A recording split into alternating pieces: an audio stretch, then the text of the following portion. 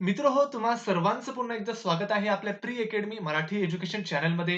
Recently मित्रांनो आपली जी food supply इन्स्पेक्टरची exam झालेली होती, त्याची ऑफिशियल आन्सर की आलेली आहे आयोगाच्या वेबसाईटवर. आपण ते आन्सर की वन बाय वन डिस्कस करूया. पहिले 25 प्रश्न आपण मराठीचे बघून घेऊया पहिल्या सेटमध्ये, दुसऱ्यामध्ये आपण इंग्रजी बघूया, नंतर मॅथेमॅटिक्स बनवूया, नंतर आणि जनरल नॉलेजचं बघूया. ओके. तर आपण मराठीचे प्रश्न बघूया. पहिले काय आहे? पहिला प्रश्न असा आहे मराठीचा व्याकरणाचा.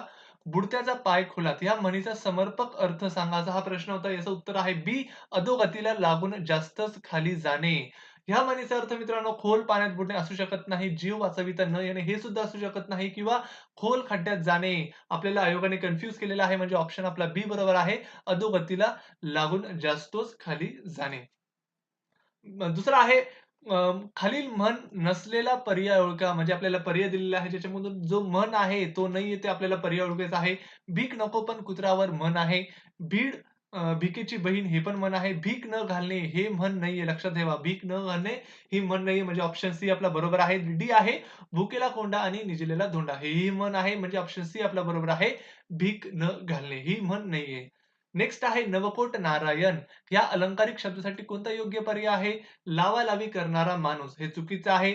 ज्याच्यापाशी अपार द्रव्य आहे असा, तर हे बरोबर आहे. नारायण कोट नारायण. ज्याच्यापाशी अपार द्रव्य आहे. अतिशय चैनी माणूस हे असू शकत नाही किंवा जन्मापासून श्रीमंत हे सुद्धा त्याच्याशी लागू नाहीये. म्हणजे ऑप्शन जी आपला बरोबर आहे. ज्याच्यापाशी अपार द्रव्य आहे असा तो, त्याला आपण म्हणतो नवकोट नारायण. नेक्स्ट आहे अत्तराचे दिवे लावणे. वाक्प्रचाराचा अर्थ काय आहे? याचं उत्तर आहे बी, बेसुमार उधाळपट्टी करणे. अगदी सोपा हा प्रश्न होता. नेक्स्ट बघूया उन्हाळा आला आणि वेलीचे पाने वाळून गेली. या वाक्प्रचाराचा या वाक्याचा प्रकार ओळखा. वाक्याचा प्रकार काय आहे? तर संयुक्त वाक्य आहे. आणि आहे. उन्हाळा आला आणि वेलीचे पाने वाळून गेली. नेक्स्ट आहे काय आहे? खालीलपैकी कोणते वाक्य विद्यार्थी वाक्य आहे? याचं उत्तर आहे मित्रांनो सोपं आहे. मला खूप पैसा मिळवा. नेक्स्ट बघूया काय आहे? खालीलपैकी जोड शब्द आहे. अगदी सोपा आहे. अवती-भवती हा एक जोड शब्द आहे. म्हणजे ऑप्शन सी आपला बरोबर आहे. नेक्स्ट आहे काय आहे? एक उतारा आपल्याला दिलेला होता मित्रांनो. त्या उताऱ्यावरून आपल्याला 2-3 प्रश्न विचारलेले होते. हा उतारा जर तुम्ही वाचला असेल तर आपण त्याचे डायरेक्ट प्रश्न बघूया काय आहे? प्रश्न असा आहे, पळसाच्या सालाला वन्य जमाती काय उपयोग करतात? जे वन्य जमाती आहे ते पळसाच्या ज्या सालांचा आहे त्याचा काय उपयोग करतात? तर ते दोर बनवण्यासाठी उपयोग करतात. पॅराग्राफ तुम्ही वाचू शकतात मित्रांनो पॉज करून. नेक्स्ट प्रश्न बघूया ह्या उतार्यावर. पळसाची सुकी फुलं कोणत्या कामासाठी वापरली जातात? तर उत्तर आहे ए गुलाल आणि अबीर बनवण्यासाठी. याचं ऑप्शन आपलं ए बरोबर आहे. गुलाल आणि अबीर बनवण्यासाठी. आपण पुढे बघूया औषधीय दृष्टिकोनातून पळसाच्या पानाचे वैशिष्ट्य काय आहे? तर याचे आहे स्तंभक आणि शक्तिवर्धक आहे. लक्षात ठेवा ऑप्शन ए आपला बरोबर आहे. पळसाचे पाने हे स्तंभक आणि शक्तिवर्धक आहे. पुढे बघूया काय आहे?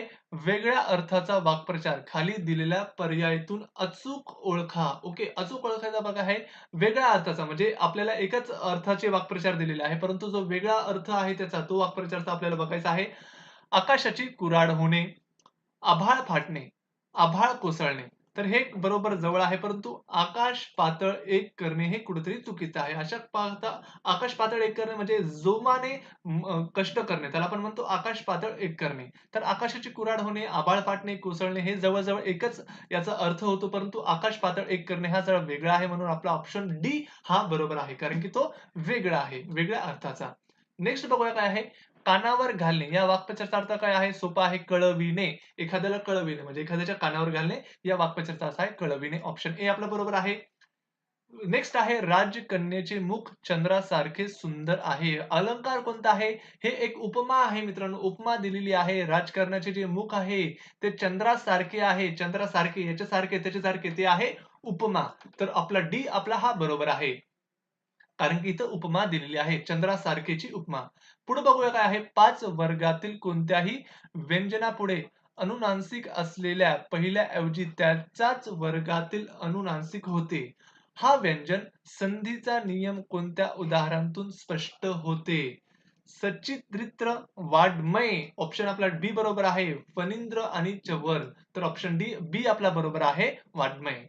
नेक्स्ट बघूया काय आहे? खालीलपैकी विरुद्धार्थी शब्दाची योग्य जोडी ओळखा. सोपं आहे उधळ आणि कंजूस. उधळपट्टी करणारा आणि कंजूस हे एकमेकांना विरुद्ध आहे. म्हणजे ऑप्शन बी ए आपला बरोबर आहे. ऑप्शन ए आपला हा बरोबर आहे. नेक्स्ट आहे माझी मोठी मुलगी चांगली पास झाली. उद्देश काय आहे याचा? तर मुलगी मुलगी पास झाली, मुलगी चांगली पास झाली, तर उद्देश आहे मुलगी. ओके.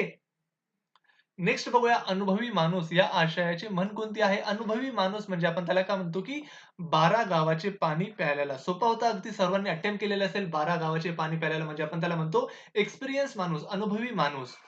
पुढचा आहे अनेक गोष्टीत एकाच वेळी लक्ष देणारा. अनेक वेळी, अनेक गोष्टीमध्ये आपण त्याला मल्टीटास्किंग म्हणतो. एकाच वेळी लक्ष देणारा त्याला आपण काय म्हणतो? अष्टावधानी. ओके, त्याला म्हणतो अष्टावधानी म्हणजे अनेक गोष्टीमध्ये एकाच वेळी तो लक्ष देत असतो. त्याला आपण म्हणतो अष्टावधानी. नेक्स्ट बघूया काय आहे?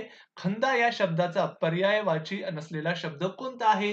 पर्यायवाची याचं उत्तर आहे ऑप्शन ए प्रवीण. हा खंदाचा पर्यायवाची शब्द नाहीये. नेक्स्ट बघूया काय आहे? खालीलपैकी कोंदंड शब्दाचा समान शब्द नसलेला पर्याय कोणता आहे? धेनू याचं उत्तर आहे मित्रांनो. उत्तर आहे धेनू. जो समानार्थी शब्द त्याचा नाहीये कोंदंडचा. ओके. नेक्स्ट बघूया काय आहे? कला कुशल या सामासिक शब्दाचा समास ओळखा. उत्तर आहे सप्तमी पुरुष. सोपं होतं मित्रांनो हे सुद्धा कला कुशल सप्तमी पुरुष. नेक्स्ट बघूया काय आहे? मैत ऐक्य याचा जर संधी विग्रह आपण जर आता काय होईल? मत आणि ऐक्य. ऑप्शन ए आपला बरोबर आहे. मत आणि ऐक्य त्याला आपण म्हणतो मैतैक्य.